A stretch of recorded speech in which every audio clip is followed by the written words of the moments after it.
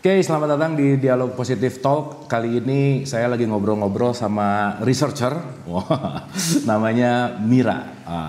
Apa kabar, Mir? Halo Bu, baik, kabar baik. Baik ya, ini Mira tuh teman research lah ya. Jadi kita banyak berkecimpung di dunia research dan researchnya seperti apa nanti Mira bakal banyak cerita. Biasa Mir kan tak kenal maka tak sayang ya. Oke. Iya nih. Jadi kenalan dulu. Okay. Mira teh siapa sih gitu? Aduh, Mira teh siapa ya? Nama Mira Sartika ya. Saya sebetulnya researcher tapi bidang saya agak unik karena saya mempelajari banyak hal Bu ya. Oke. Karena banyak pengen tahu jadi saya juga belajar ekonomi, sejarah, juga genetik ya terakhir. Okay. Memang agak aneh sih, tapi itulah serunya. Ya, dan Mira nih PhD nih, doktor nih ya. Saya dokter nggak beres-beres sih. Dokter tuh tahun berapa beresnya? Dokter 2017. 2017? Di Birkam International University Madrid. Di Madrid ya? Ngambil genetika. Oke, berarti fansnya Real Madrid deh? Enggak juga? Enggak juga sih, enggak pernah ada ngerti aja. Oke, mungkin cerita dulu Mir, apa sih yang Mira sekarang lagi concern? Di bidang apa? Terus kayak kelihatannya lagi menggebu-gebu banget nih di research ini tuh gimana? Oke. Jadi pertama gini ya, saya cerita dulu kayaknya dari passion saya gitu ya Bu ya. Jadi walaupun saya tuh kerja waktu habis selesai kuliah, kerja tuh di dunia international business. Tapi sebetulnya saya tuh sukanya passionnya sejarah. Sejarah? Ya, so I love history dari sejak saya SD. Jadi dan pada saat saya bisa punya kesempatan, saya ngambil S2 Ancient History. Ancient History. Oh jadi S1 apa ya? S1-nya aku manajemen sebetulnya ekonomi di Universitas Terbuka. Karena sudah kerja. Jadi S1 ekonomi. S2-nya Ancient History. S2 udah langsung ke sana? Udah di Berkem. Oh, jadi S2 S3 di sana? Iya. Karena Ancient History agak susah juga kan kalau di sini ya, saya nggak tahu ada apa enggak gitu. Jadi waktu ngambil sejarah kuno dan sejarah peradaban manusia dari zaman Egypt sampai ke 1000 AD lah kira-kira gitu. Itu menarik ya ngomongin si ancient history itu. Iya. Apa yang bikin Mira tertarik sama sejarah Mir? Itu sejarah ya, nggak tahu ya, sejak dari kecil tuh I have a instinctive faith gitu bahwa Indonesia is something gitu ya. Indonesia is something. Tapi yang kelihatannya sekarang nggak something gitu. Iya. I don't know, not yet ya. Masih perlu dikuak ya. Masih perlu dikuak. Makanya itu tugas kita waktu itu. Saya belajar, jadi saya ingat banget waktu SD itu saya selalu baca buku Pikiran Rakyat, tau kan Abu? Dan di situ selalu ada cerita tentang kapal Nuh gitu, kapal Nabi Nuh atau tentang Atlantis. Nah itu draw me so much gitu, itu tuh kok tertarik banget saya dengan hal-hal itu. Dan di situ ada kadang-kadang mereka sebut kapal Nuh atau di manapun juga gitu, tapi I feel something about ancient history gitu ya, dan itu ada kaitannya dengan negara kita gitu loh. Jadi Mira ngerasa ada sesuatu dengan historical yang ketika Mira mau memperdalam ke situ, yang waktu kecil gitu, yang relate bahwa Indonesia tuh something banget terhadap si ancient history ini gitu. Iya. Dan times goes on gitu, terus saya masuk S2 ancient history, dapat silabus nggak ada sama sekali tentang Indonesia dong Bu. Sama sekali tentang Indonesia? Sama sekali nggak ada. Jadi loh kita nggak ancient. Nggak, emang Indonesia nggak termasuk di situ? Nah itu dia, that's my question. Kenapa sampai Angkor Wat itu ada, Kamboja itu ada? Borobudur? Nggak ada. Sriwijaya itu nggak ada di silabus saya. Nggak, kalau dari yang nggak tahu ya, aku juga nggak terlalu ngerti tentang history ya. Tapi kan Borobudur itu kan something kan? Betul, lebih tua. Makanya itu saya mempertanyakan why, kenapa di silabus international college itu kok nggak ada tentang Indonesia? Padahal ceritanya tentang ancient history. Nah tapi it's okay lah ya. Nah di disertasi saya baru saya kuak semuanya tentang semua peradaban-peradaban di sana, mulai dari Mesopotamia, Egyptian, China, terus Mesoamerika juga. Nah di situ ada hints gitu tentang satu origin of culture, origin of civilization.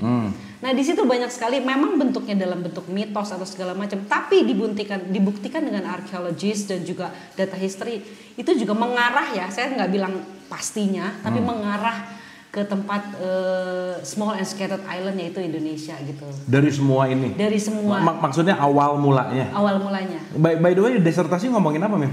Map of Civilization, jadi perjalanan perpindahan manusia pada saat after the Great Deluge atau kita bilang apa ya, Great Catastrophe lah.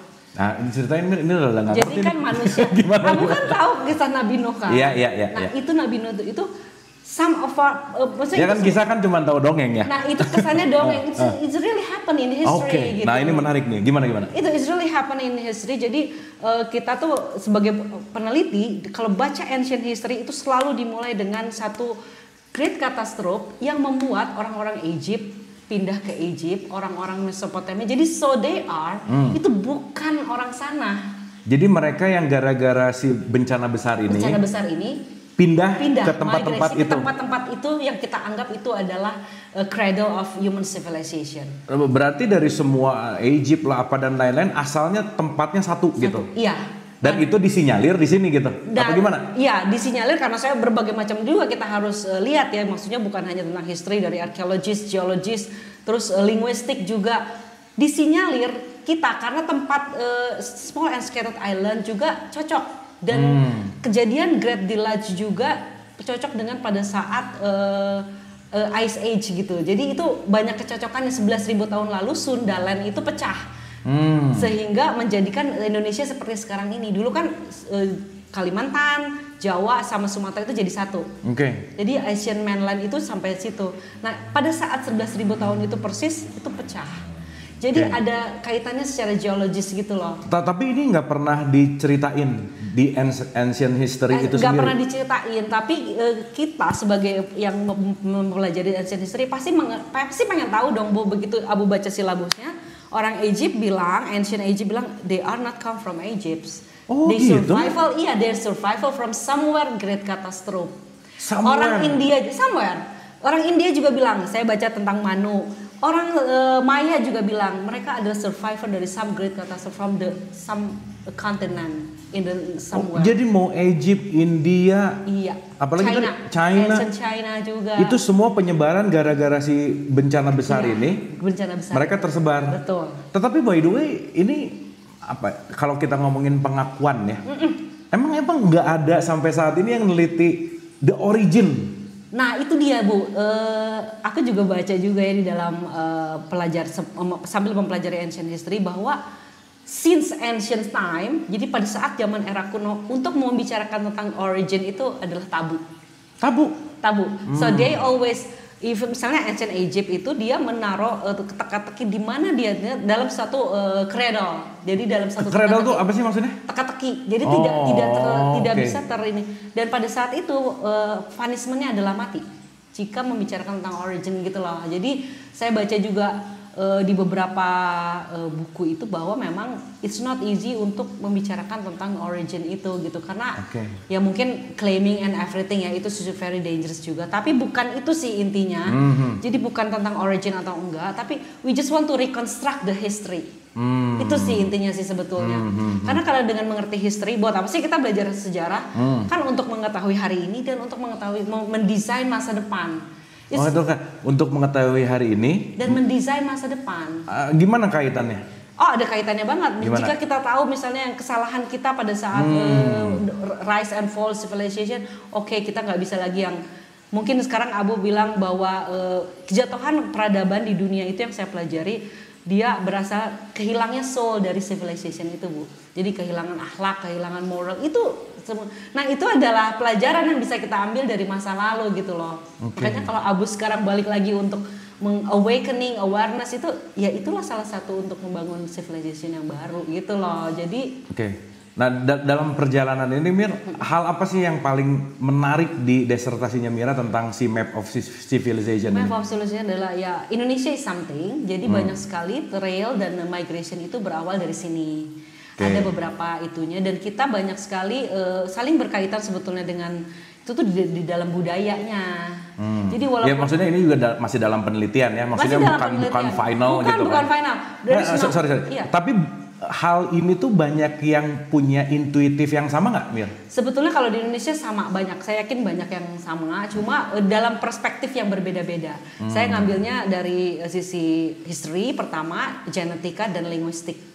Mungkin di sisi lain ada mungkin dari religious side atau dari geologis atau dari mana. Tapi saya ngambil dari situ, saya menemukan ini. So I don't claim anything. I don't want to say yes my research I finding this gitu lah. Saya hanya menyampaikan saja apa yang saya temukan gitu. Tapi of course itu need more itu elaboration lagi, nanti kita kerjasama lagi. Tapi at least dari situ saya bisa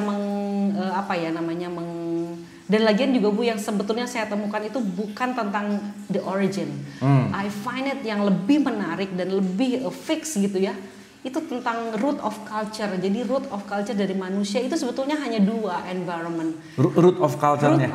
Tar Mir, ini supaya nggak terlalu belok-belok kanan kiri. Jadi Mira neliti bahwa Indonesia is something. Di mana secara faktual bahwa Egypt bukan orang Egypt asli, India dan seterusnya berasal dari satu tempat. Disinyalir di kita lah ya, intinya gitu. Oke, dan di situ Mira research dan menemukan fakta-fakta yang fakta-fakta yang kira-kira nggak banyak orang tahu tentang apa yang Mira teliti. Sebetulnya gini ya, kalau misalnya kita baca tentang Book of the Dead gitu ya, ada di buku satu kitab sucinya Egypt itu yang ada di piramid-piramid. Sebenarnya itu bukan bentuknya book, tapi bentuknya cerita di wall gitu, di dinding.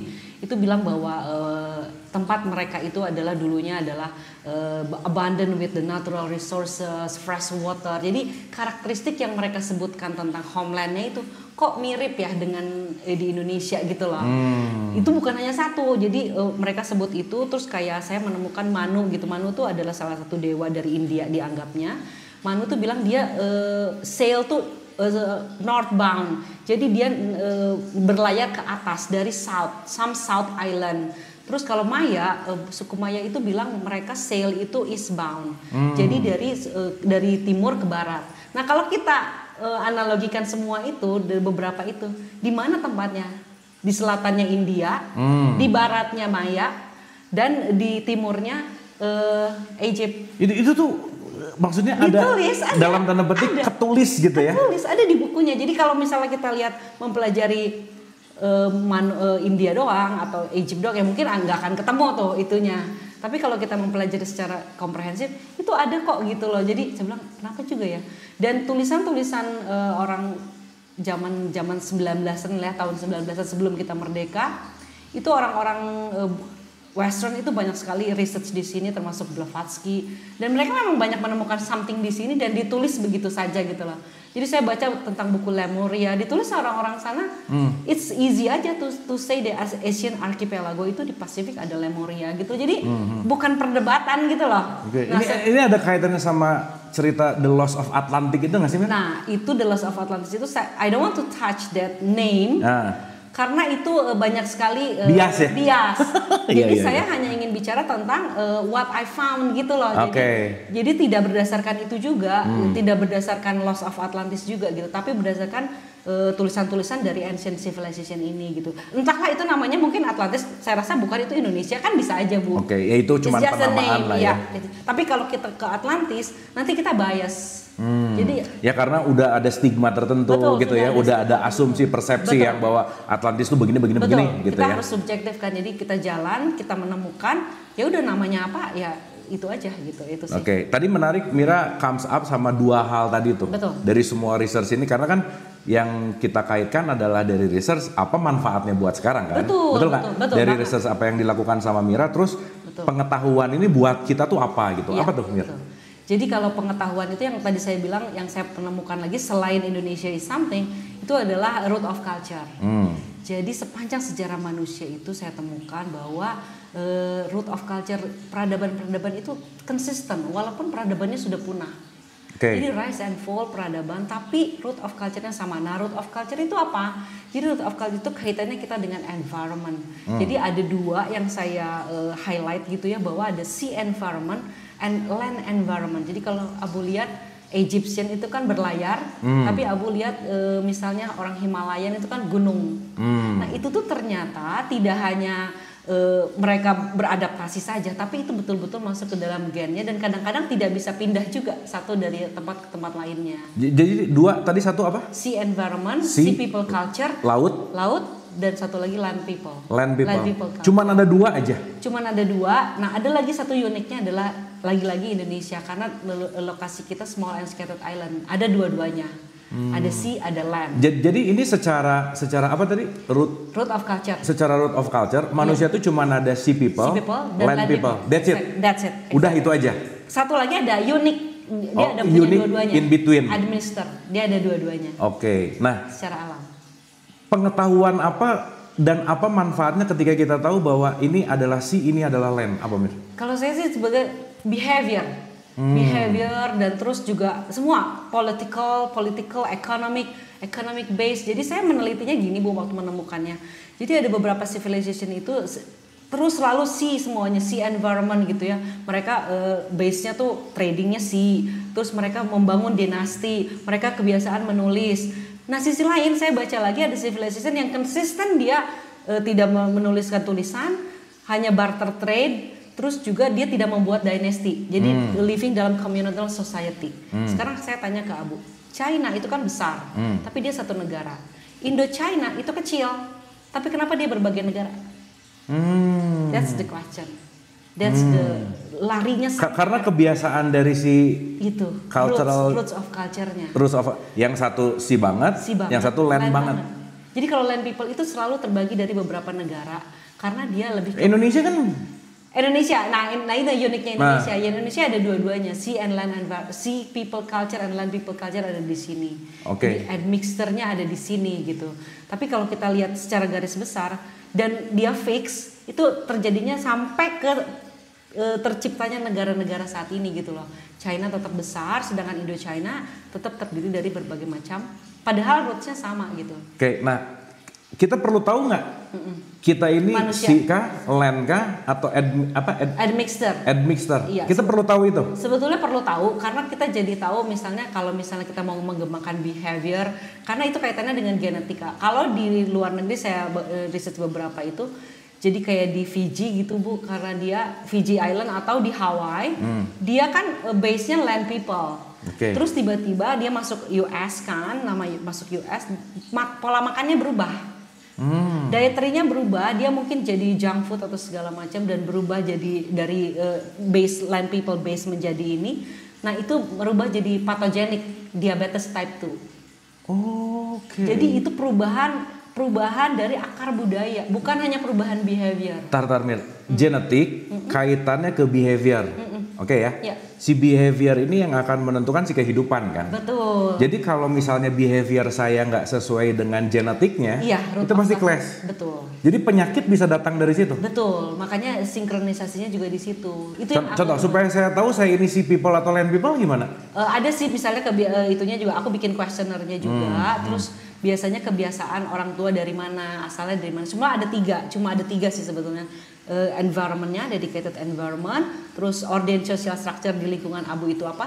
Land people atau maksudnya matriarki atau patriarki, sama dedicated ordained social consecrated belief-nya itu biasanya kalau yang land people itu lebih ke belief, kalau yang sea people itu institutional religion gitu.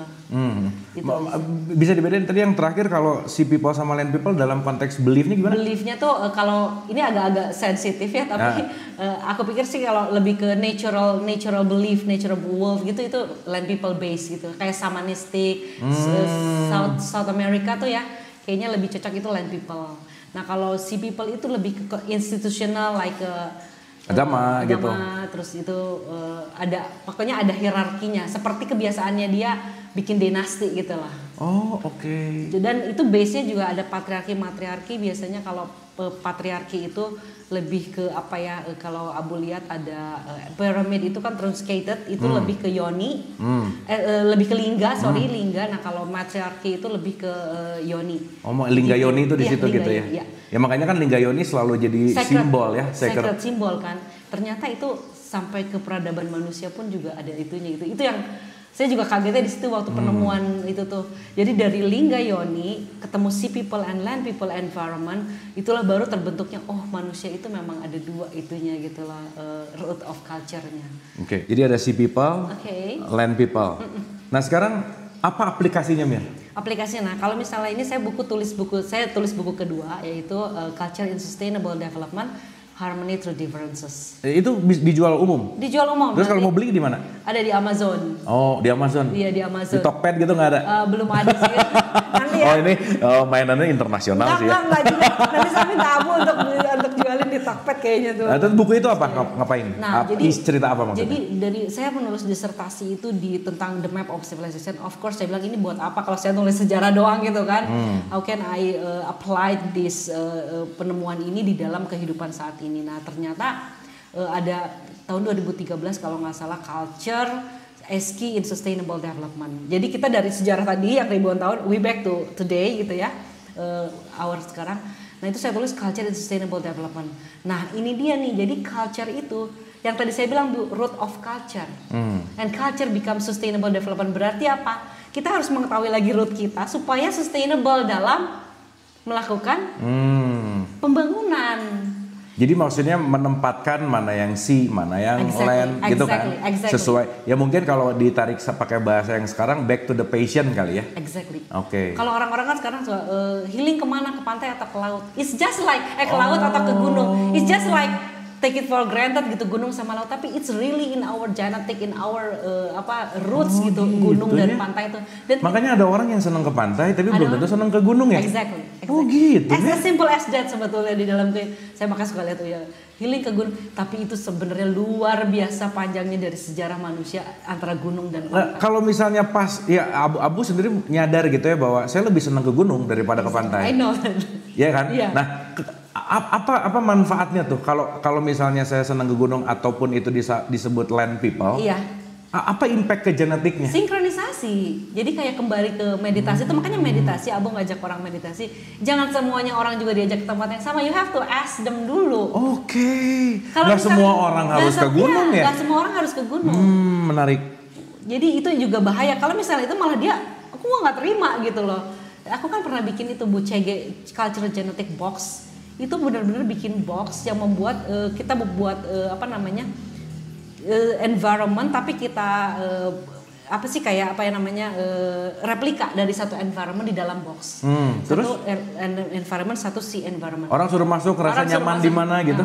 Nangis semuanya Bu.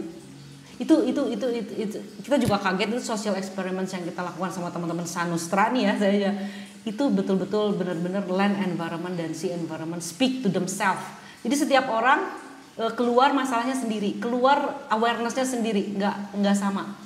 Jadi makanya land nanti kalau Abu bikin meditasi itu harus tahu dia itunya kemana gitu lah, karena itu penting banget juga gitu. Oh gitu. Ya maksudnya ini menarik sih Mir. Maksudnya gini, kalau ngelihat dari sejarah pewahyuan, ya. Kan kalau kita dengar cerita para nabi rasul gitu ya, kita kaitin dikit ke situ, selalu mendapatkan wahyu tuh di gunung gitu. Di gunung, ya. Gitu. Itu ada kaitan nggak sih? Ya tergantung, kalau nabinya land people ya mungkin selalu di gunung. Oh, oke. Dan Saudi Arabia. Terus bisa ngebedain mana land people, sea people dari apa sih? Ada kan trailnya, makanya saya bikin map of civilization itu bikin trail dulu, di manakah manusia land people, di manakah sea people itu, bikin trailnya. Di buku pertama itu bikin trailnya dulu. Jadi ada cultural mapping. Nah, terus kalau kita pengen tahu saya sea people, land people, secara simpel gimana? Secara simpel itu tadi 3, order social structure, itunya apa, Abu tinggalnya di mana, terus matriarki atau patriarki, dan consecrated belief-nya gitu. Sebetulnya itu, tapi ada juga misalnya nanti saya bikin questionnaire sih sebetulnya tertentu untuk seseorang di mana itunya gitu. Oke, dengan mengetahui si cultural genetic ini kaitan ke DNA gitu ya? Iya. Terus kaitan sama Mira yang tadi bicara tentang kepembangunan berikutnya dan seterusnya, di mana tuh titik temunya? Nah ini memang agak kompleks ya, what I've done itu juga. Jadi dari yang kedua dulu, buku kedua dulu, sustainable development. Oke, sekarang udah tahu kan, culture menjadi key dalam sustainable development. Berarti root of culture, every one of us itu harus tahu rootnya di mana, supaya kita bisa harmonize sendiri gitu ya. Itu yang kedua. Nah buku yang ketiga adalah cultural genetic. Itu sebetulnya dia dibilang belum masterpiece, tapi itu one of my doctoral thesis itu, my dissertation itu yang paling ini, cultural genetic. Dan si cultural genetic ini belum pernah ada yang nulis sebelumnya? Pernah ada yang menemukan cultural genetic di Amerika, tapi dia tidak melanjutkan. Terus, ya maksudnya ini salah satu pionir gitu, Mira tuh pionir ngomongin cultural genetic. Ya, salah satu pionir. Bisa dapat Nobel atau? Insya Allah Bu, itu cita-cita alhamdulillah. Bukan saya ini ya, tapi I think saya belajar cultural genetic bukan dari Western knowledge atau segala macam, tapi dari bibit bebet bobot. So local wisdom dari Indonesia jika dikembangkan di dalam science itu bisa menjadi jadi GIS dalam sains. Jadi sains itu ketemu ininya gitu loh. Kalau kayak genetik itu saya begitu waktu saya masuk genetik itu, waduh Bu, itu terus terang aja itu ilmu apa? I really don't know gitu. They just do it anything to find nothing. Jadi bisa pakai ada genom trans inilah, ada mengawinkan dengan segala macam. Terus dia juga GMO ke masyarakat, ke agriculture, merusak terus sekarang jadi non GMO lagi. So jadi trial error semuanya gitu. Itu ilmu genetik itu pada saat itu saya sampai sekarang Abu. Jadi kemarin ada embryo editing sedang dalam etika di London kalau nggak salah. Kemarin saya ikut juga bulan Maret kemarin. Itunya conference-nya. Jadi embryo editing itu menurut Abu boleh nggak sih embryo di editing? Before you born, you have been editing to become the best. Tapi sudahkah pada sains geneticist ini conclude tentang bahwa bener nih yang aku temukan ini pasti jadi begini? Enggak Bu. Semua scientist, even stem cell, semua geneticist kita bilang, aduh belum sempurna itu teh, harusnya jangan dulu dikepublikan. Tapi kenapa harus sudah dipublik? Karena kita banyak saintis, banyak genetis itu dibiayai oleh perusahaan. Karena besar banget research genetis itu. Nah kalau tidak menghasilkan sesuatu, balik lagi ya. Balik lagi. Di situ ada unsur. Dilemanya hanya di situ. Ya, ada unsur dalam tanda petik profit lah ya. Profit. Nah makanya pada saat saya bikin tesis itu saya bilang saya harus menginikan semuanya. Sebetulnya genetik itu apa? Saya dan akhirnya saya temukan bahwa genetik aplikasi yang paling wisdom, yang paling ini adalah culture. Jadi kayak semua ritualnya, semua wisdomnya terhadap masyarakat, terhadap dirinya. Jadi kayak apa ya? Kita lihat inilah contoh di Bali apa sih Bu namanya? Yang untuk persembahan. Persembahan itu. Jadi nah, genetik itu kita lihat balik ke base-nya. Genetik itu distimulat oleh 5 sense of system. Jadi ada color, ada sound, ada scent. Makanya selalu kalau dalam ritual itu ada wangi-wangian. Ya kenapa kayak ada dupa gitu ya. Warnanya kenapa sih harus warna itu?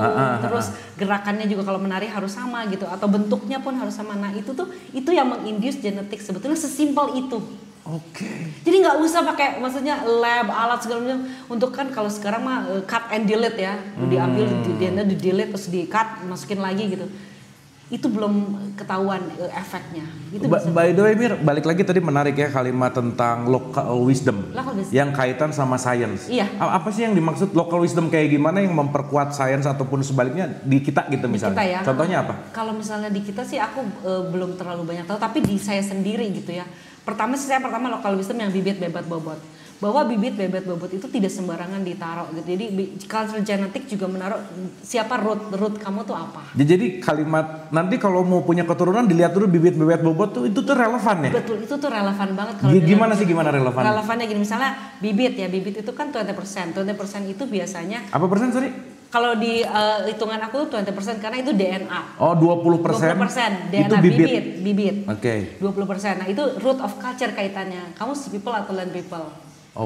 Itu karena diturunkan. Kita nggak bisa pilih kan. Yang ke 30 lagi itu nurture. Itu nature, ini nurture.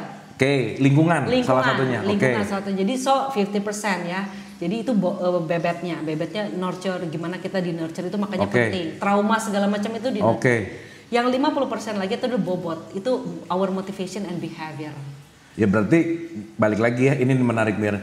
Kita tuh nggak bisa nyalahin kita lahir di mana. Betul.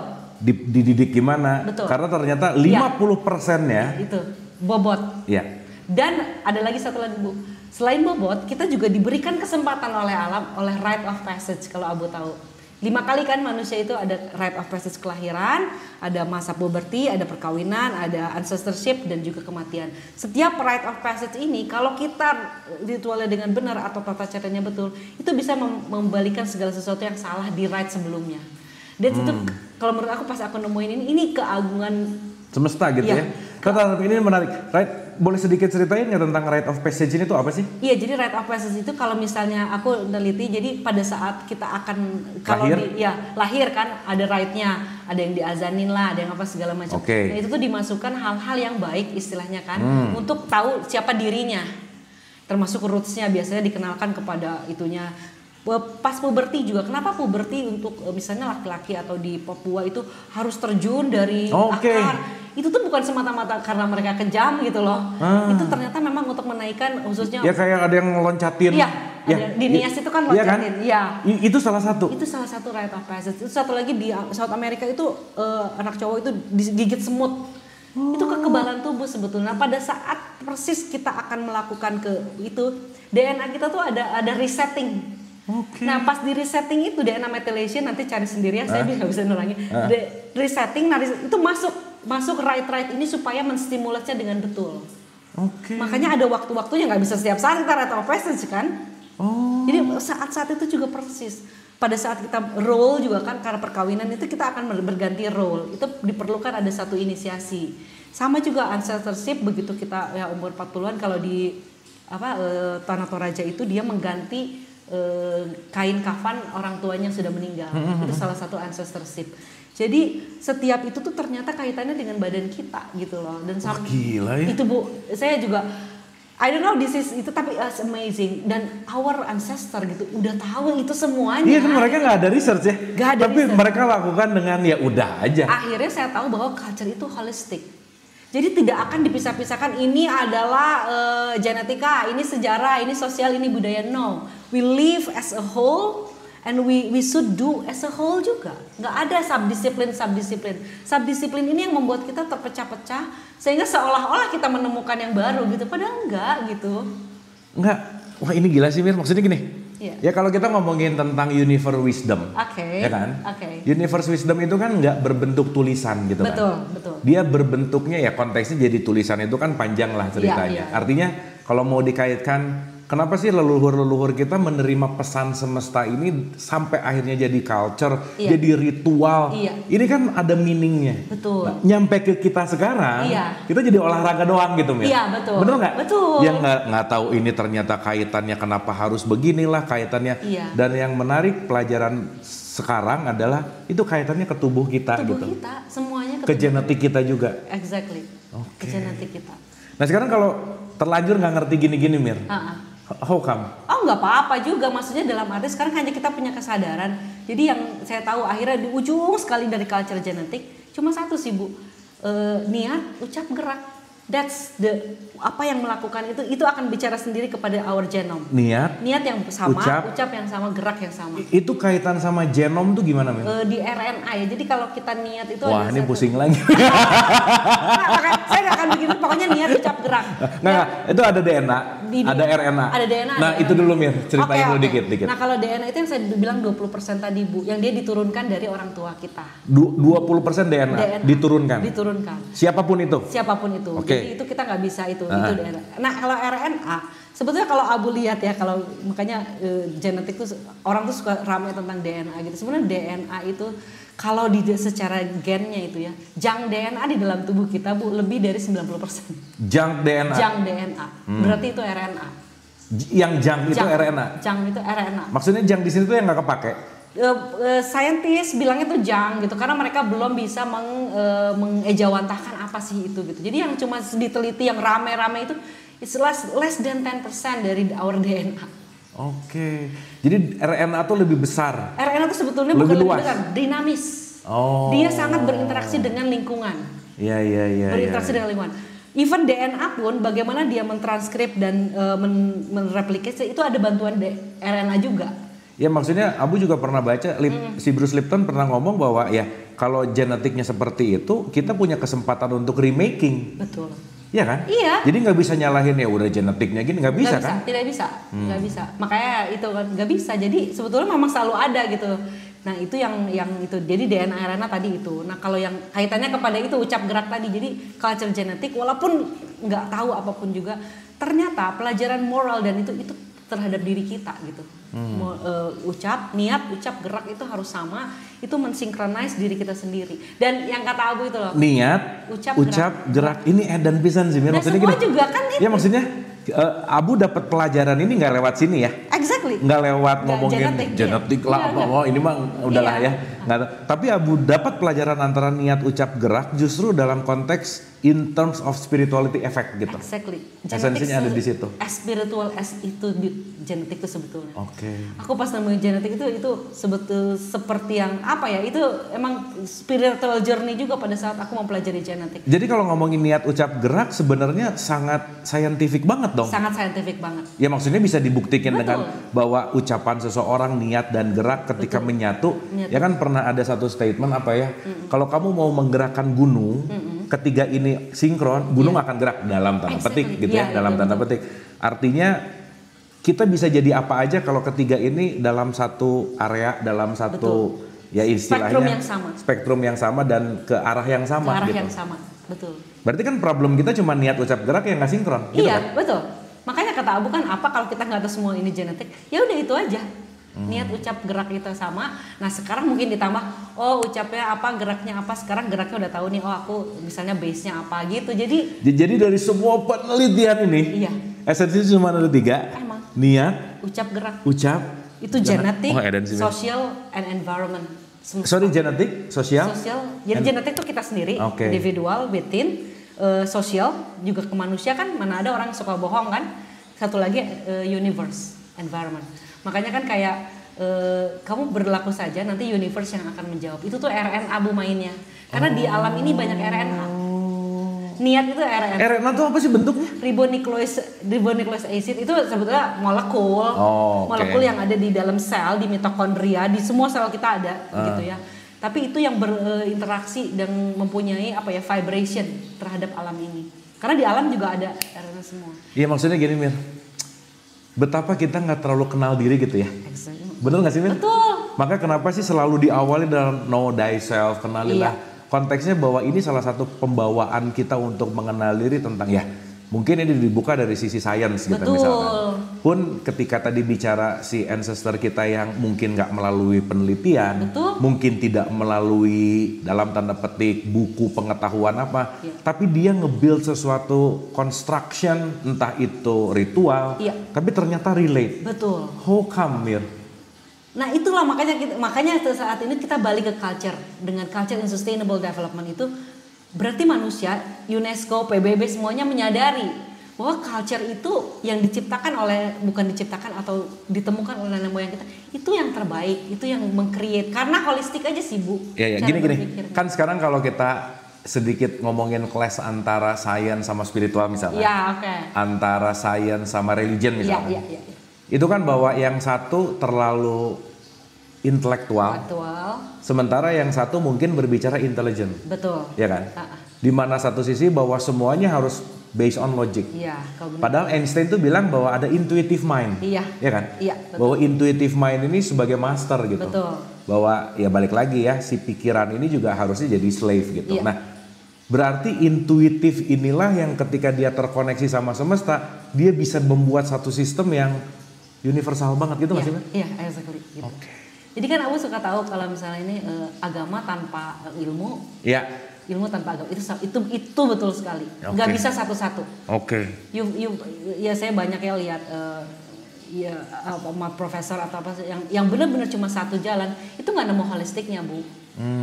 Kita bersyukur ya kita masih di Indonesia dan kita terbiasa. Ya ketimurannya lah ya. Ketimurannya kita kuat dan nenek. Jadi kita bisa meng-grabs gitu ya bahwa ada culture, ini ada genetik. Kita bisa menyatukannya minimal at least in my case gitu ya. Saya pengen sih teman-teman yang lain, saya bilang masih banyak Bu ilmu-ilmu yang harus diisi oleh ketimuran kita di multidisciplinary science doang. Itu masih banyak. Kimia, fisika, astrologi, astronomi. Coba isi dengan local wisdom kita. Itu akan jadi sesuatu. Cuman menarik gini Mir, kadang-kadang ya balik lagi ya, kita ngomongin pengetahuan juga dinamis. Betul. Bener nggak? Betul. Karena Abu selalu punya moto bahwa sebanyak-banyak yang kita tahu, lebih banyak yang nggak tahu lah udah pasti. Betul, ya kan? Betul banget. Dan di mana mengklaim bahwa ngomong hari ini nih yang paling benar juga nggak bisa dong. Ya makanya suka keluar jadi kata pseudoscience lah, ya kan? Betul. Dan seterusnya gitu. Padahal kan banyak banget kemungkinan berarti kan? Banyak banget kemungkinan. Makanya dari banyaknya kemungkinan, ilmu itu kan kayak infinite ya. Science tuh infinite. Saya juga almost collapse gitu ya gara-gara terlalu suka dengan infinity itu gitu. Jadi kadang-kadang agak-agak tidak napak ke bumi gitu sampai ketemu Abu gitu. Dan memang perlu kali ya? Iya. Ya maksudnya yang kiri-kiri banget, kanan-kanan banget di pertengahan gitu perlu ya? Perlu banget. Oke. Itu bahaya juga. Science is not, pengalaman saya sendiri, science is not easy as is that. Kalau kita udah main di mind saja, itu we can go nowhere gitu. Itu bahaya juga sih. Nah ini yang ngomong researcher nih ya. Bahwa main aja juga nggak balance Mir. Nggak balance, itu bahaya. Ya itu kan your experience kan. Ya kan maksudnya bukan teori, bukan.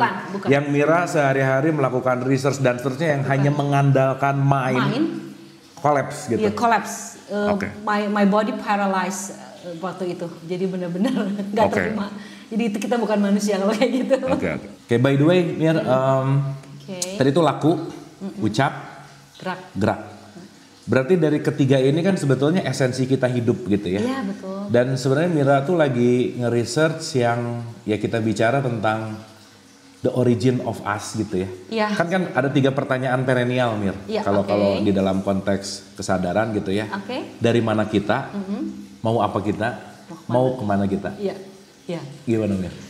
Sebetulnya itu juga mungkin yang jadi basis saya suka sejarah kali ya. Sebetulnya dari mana kita, dari mana Indonesia, dan apa yang harus kita lakukan gitu. Itu satu. Dan yang kedua apa tadi? Dari mana kita, mau ngapain. Mau ngapain. Kan maksudnya kalau secara pertanyaan, dilahirin nggak minta. Iya betul. Ya betul. Di mana nggak request juga. Betul. Terus hidup tuh apa sih gitu. Exactly. Dan terus abis gini mau apa gitu. Iya betul. Karena gini Mir, ini menarik Mir. Oh iya. Kalau kita ngelihat dari segi semesta.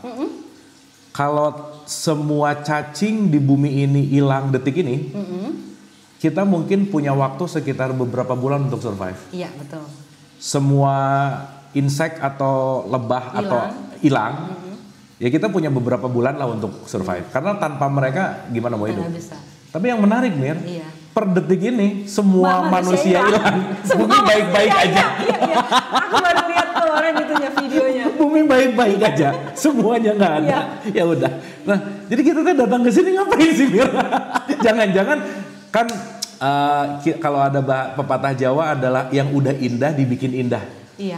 Gitu ya, bahwa ya jangan-jangan kita melakukan sesuatu yang nggak seharusnya gitu. Nah, betul. Apa pendapat Mira? Pendapat aku ya tentang kita keberadaan manusia emang itu juga masih dicari gitu ya, sebetulnya itu spiritual journey dari diri kita juga gitu ya. Tapi satu mungkin ya yang lebihnya manusia dari spesies lain, saya balik lagi ke genetik lah karena bidang saya. Jadi when I found it gitu, bahwa spesies lain tuh ada dia agak reverse. Jadi kalau sudah jadi kucing gitu ya, dan dia reverse. Dia senses sistemnya dulu baru masuk ke brain. Itu secara stimulasinya. Tapi kalau manusia itu masuknya ke brain dulu, baru dia jalan itunya. Itu bedanya spesies lain antara manusia dengan itu. Dengan masuknya ke brain dulu, itulah adanya culture. Makanya culture itu hanya ada di manusia. Jadi membedakan spesies antara spesies manusia ini adalah budaya. Nah jika tadi yang kata Abu bilang budaya manusia nggak ada, bumi baik-baik saja. Apa iya? Belum tentu juga ya. Apa gimana? Itu sebetulnya betul. Kan sekarang ada ngomong entropi kan? Iya. Iya kan? Antropogenik kan. Maksudnya adalah kita tuh sedang melakukan penyesuaian terhadap kekacauan. Betul. Nah gimana tuh sih? Nah sebetulnya, antroposin itu jadi base-nya tetap harus ke kalau saya bilang sih keselarasan. Jadi kita juga nggak bisa sebagai manusia karena kalau kita harus jadi bagian dari satu nature yang besar gitu loh. Kita nggak bisa juga karena antroposin terus kita membuat binatang ataupun tanaman itu sebagai objek gitu, nggak bisa. Karena tadi Abu bilang kita kan saling berkaitan. Jadi antroposin ini kalau menurut saya itu adalah sebetulnya lebih ke khalifah ya. How we lead this earth gitu loh. Jadi ya maksudnya tetap aja perlu sosok manusia ini. Itu yang saya pertanyakan, apa iya kalau tidak ada manusia? Karena yang saya pelajari di waktu saya research culture genetik, life itu ada seed dari manusia itu sejak manusia itu belum terbentuk. Maksudnya? Jadi kayak life ini dibuat memang exactly untuk born-nya manusia gitu. Infrastruktur yang disiapin untuk hadirnya si manusia gitu. Ada dulu bakteri dulu, ini abis dari bakteri ada fungus ada ini sampai di tree of life itu akhirnya tumbuhlah manusia gitu. Nah, itu jadi Itu saya masih kalau benar-benar nggak ada itu kan baru wacana ya, tapi kan ada satu yang kita nggak lihat ya, spiritual atau apa yang hanya ada di manusia. Itu saya. Ya berarti maksudnya ya manusia juga itu kan punya peran penting lah ya. Punya peran penting. Tapi as ekosistem. As ekosistem. Betul ya Mir? Betul, as ekosistem. Ya maksudnya kan sekarang jadinya ekosistem. Oh sangat. Kadang kita manusia ngerasa lebih oke dari alam gitu. Nah itu saya bahas di buku saya yang kedua Bu. Jadi apa sih kesalahan kita pertama? Kenapa kita sampai terjebak dalam kekacauan ini? Karena kita selalu berpikir bahwa kita bisa memanipulasi alam. Cuma itu. Hanya itu dari semua roots. Kenapa kita ini? We think that we can manipulate nature, itu nggak bisa gitu loh. Itu cuma itu. Keren sih Mir ini. Kita nggak bisa memanipulasi alam. Dan itu tuh banyak sekali di berbagai macam. Ini kayaknya jadi judulnya deh Mir. Oh boleh. Iya benar. Itu bagus juga. Kita nggak bisa memanipulasi alam. Itu dalam perspektif genetik ya. Dalam perspektif genetik dan culture. Saya baca itu di PBB juga sebut bahwa kejadian ini krisis, terus ada juga buku apa gitu saya baca bahwa kita tuh selalu mencoba memanipulate alam. Itu yang membuat kita jadi kayak chaos dalam chaos ini gitu. Oke, nah sekarang kan udah nih research udah, belajar udah, terus paralyzed udah ya. Nah, nanti kapan-kapan kita bahas gimana bangkit dari paralyzed itu menarik gitu Mir. Karena kan pasti kemain banget yang itu I'm down Bu tuh. Iya balik lagi ya. Itu juga mungkin perjalanan meniti ke dalam lah ya, dalam tanda petik ya, dalam wilayah ini. Nah, sekarang kan outputnya harus ada produk dong. Betul. Ya kan? Outputnya apa yang Mira lakukan ini tuh apa sih yang bisa ditawarkan ke masyarakat yang ya saya rasa pasti penuh dengan kebermanfaatan gitu. Betul. Gimana? Jadi gini, setelah saya paralysis itu terus aku vakum dulu beberapa tahun hanya menjalankan yayasan, dan baru sekarang tahun ini saya start lagi gitu ya. Sebetulnya apa yang terbaik yang saya lakukan dari semua penemuan yang saya dapatkan gitu ya.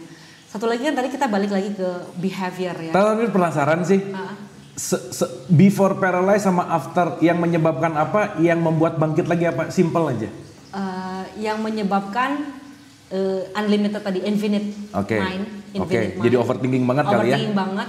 And I want to reach anything in the split second. Jadi pengen cepat gitu maksudnya. So my nerve itu semuanya jadi cepat, dan itu kayak kalau kapal tuh stall gitu loh. Iya. Stop, pak gitu loh. Iya. Itu yang kedua. Terus comeback. Comebacknya grounded. Okay. So pasrah ya dalam, nah itu orang bilang pasrah itu gampang, nggak juga gitu ya. Nah ini mungkin yang disebut bahwa semua pasti ada titik kembali kali ya. Iya betul. Oke. Itu titik kembalinya, jadi grounded akhirnya, dan semua nerve harus pelan-pelan. Terus apa tuh waktu stall gitu? Nah apa tuh? Nah itu lucu juga, waktu stall itu saya sebetulnya sempat paralyzed tuh, stroke ringan dari jam 9 sampai jam 2 malam. Itu nggak ada yang tahu. Suster itu bilang saya tidur. Oh enak banget ya, kan saya sebetulnya saya sakit itu karena saya insomnia, saya nggak bisa tidur. Terus pas susternya dengar, wah dia bisa tidur nih sekarang gitu ya. Padahal saya tuh dalam hati saya stroke, I cannot move all my body, ngomong nggak bisa, segala macam bisa. Tapi pada saat itu saya menemukan ketenangan gitu loh Bu. Jadi pada saat saya ditemenin gitu ya sama Mira juga, tapi yang udah tenang aja. Pada saat itu for the first time kayaknya udah dari berapa belas tahun saya nggak mikir. Hanya itu aja sih, itu yang membuat saya balik. Iya, kenapa saya harus segala. Ya mungkin itu yang memanggil dalam tanda petik ke wilayah wisdom kali ya. Iya betul Bu itu. Ya kan kadang-kadang ya sorry ya kalau kita bicara tentang mind terus kan semuanya pengen dilogikakan. Betul. Dimana intelektual itu kan tugasnya untuk membelah terus gitu Mir. Iya. Diiris lagi, lebih kecil lagi, lebih kecil lagi, lebih kecil lagi. Betul. Yang akhirnya dengan intelektualitas tinggi kita ngelihat big picture. Big picture-nya lagi. Iya. Oke. Betul. Dan it's happening ya Mir? It's happening. Oke. It's happening. Itu benar-benar yang membalikkan saya, oh ya enggak gini. Tapi sesudahnya tetap ada ya, ada proses ya pasti. Tapi maksudnya ya kalau kita ngomongin tentang Buddha tuh kan enlightened. Iya, enlightened. Orang yang mendapatkan pencerahan gitu ya. Iya. Makanya kan balik lagi ya, salah satu rumus adalah suffering call us back home gitu. Iya. Bahwa si penderitaan ini yang akan membawa kembali gitu iya, ya. Betul. Ya salah satunya dalam ranah Mira sebagai saintis. Benar. Yang ini semua nggak bisa pakai ini nih gitu ya. Nggak bisa, ternyata nggak bisa. Badannya nggak terima, badan nggak terima ya. Terus that's it, bilang, ini menarik nih. Jadi saya kan nggak sakit apa-apa Bu. Kamu lihat bagaimana mind bisa mengontrol badan kamu sampai diem. Oke. Ya maksudnya ini salah satu apa ya? Proof ya. Ya maksudnya experience-nya Mira sebagai scientist yang terlalu intelek banget juga itu. Ternyata kita nggak bisa memanipulasi alam Nggak gitu bisa ya. memanipulasi alam. Oke, back to the product. Jadi gimana Mir? Nah, jadi sekarang saya maksudnya balik ke masyarakat dong.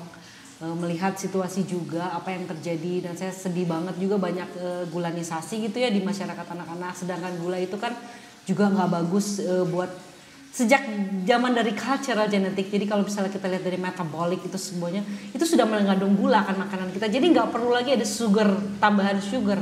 Nah tapi di masyarakat saat ini itu saya concern banget gitu ya, dari keponakan saya semuanya sudah mengkonsumsi gula. Itu is just like apa ya, udah kayak di mana-mana ada gitu loh Bu itu. Nah saya kebetulan bertemu dengan mentor saya itu apoteker di sini, terus juga beliau memang fokus terhadap health supplement gitu ya.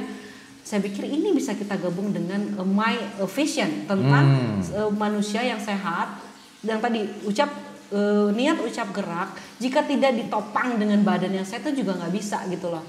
Jadi cultural saya balik lagi research. Nah beberapa yang memang tidak mudah untuk menemukan satu produk untuk mengcover semua itu, tapi at least we start from one product gitu ya. Jadi pertama gula itu bisa mengubah DNA breaks gitu ya. Kalau balik lagi ke genetik. Gula. Terlalu banyak gula maksudnya? Iya, DNA breaks. Terus juga kalau sakit banget kan jadi diabetes type 2. DNA breaks itu maksudnya gimana Mir? Rusak DNA-nya. Jadi seperti corrosion gitu loh. Kalau misalnya itu corrosion. Nah yang kemarin baru diketahui kan yang aspartam di diet itu ya, diet something lah ya.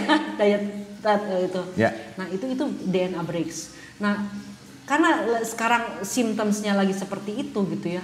Produk terbaik yang kita bisa lakukan adalah, aku baca lagi research bahwa pada saat DNA damage atau rusak itu ada satu enzim namanya antioksidan juga yang dilahirkan oleh badan kita sendiri. Nah, kalau lagi udah hancur, break. Udah hancur. Jadi kita tuh juga punya repair system, memang di DNA punya repair system.